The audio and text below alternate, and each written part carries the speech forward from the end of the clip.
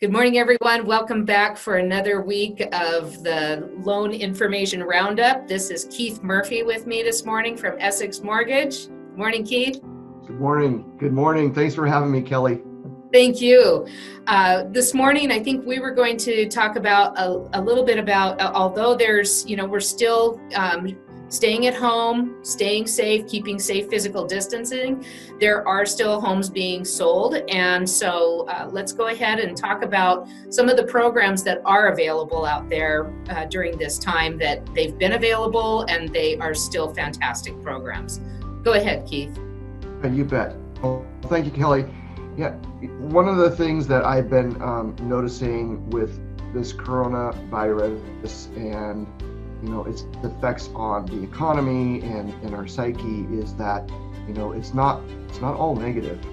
And from a personal level, it brings people kind of closer together. You kind of reevaluate what your priorities are in life and what's really important, and kind of a cleansing moment, if you will. And then on the real estate, on the business side, it's also a positive. There, with every season of change comes opportunity, and the headlines would have you think that there is no silver lining or opportunity, but there is. I know, Kelly, you and I were talking a little bit about how, people unfortunately are out of work and losing their jobs and furloughed, and it's sad, and it's not a good thing. I'm not trying to promote or say that it's a positive, but when you look at the numbers, you got to remember that 90% of the American workforce is still working, albeit like us from home. We're managing our tasks and our businesses a little bit differently, and we have to going forward. We're managing things differently. But bottom line is, with this change comes opportunity, and for the first time in a long time, I think buyers now have the leverage on their side, at least a little bit, where prior to this storm that's passing, the sellers were in control, inventory's low.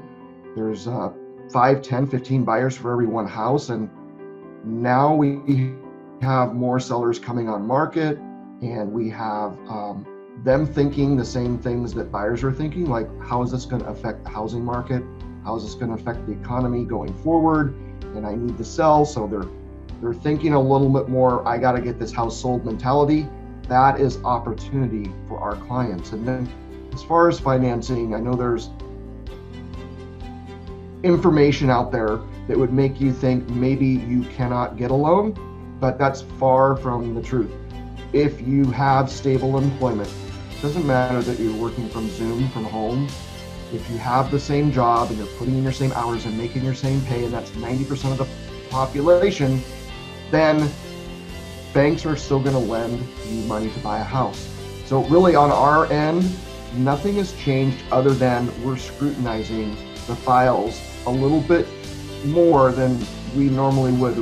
We have detectives, our underwriters are detectives, and they're always looking at a client's ability to repay. But now, they are looking at what kind of industry is this client in, and how stable is it, and what's the percentage of change in flow of income.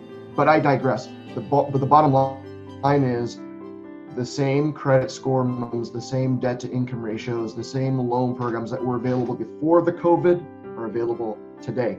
So I think we wanted to talk a little bit about Community Reinvestment Act, and just to define what that is, it's a federal, not mandate, but recommendation for banks, direct lenders such as Essex Mortgage, to make credit and mortgage financing available to the population that may be on a little bit lower income scale.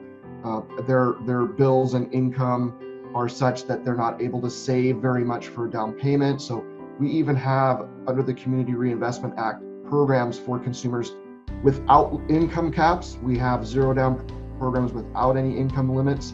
And then we have programs with, for lower income limits. And they're all great programs if you have stable employment, you've paid your bills on time, and you're just, not able to save that down payment. You can still buy a house with no money down, with FICO scores as little as 640.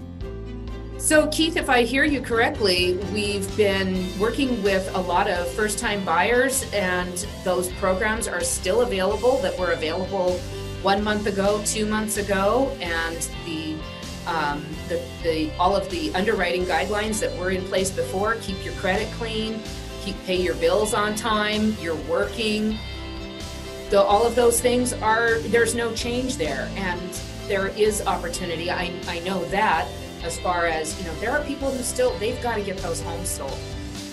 So there's opportunity out there, and I appreciate that you're reiterating that. So yes, in spite of the fact that there are some uncertainties, there are a lot of certainties as well.